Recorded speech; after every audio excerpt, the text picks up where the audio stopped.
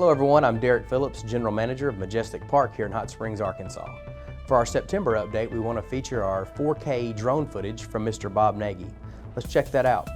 Right now you're looking at our beautiful Babe Ruth field. The turf is in and looks great. It's been certified. The grandstands are almost complete and look really good. It's going to be a great place to watch a game. Really excited about this field.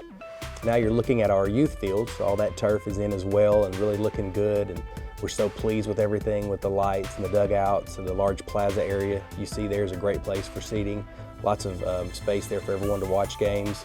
We're just so excited to get back to having baseball here in Hot Springs and seeing kids run around on the fields.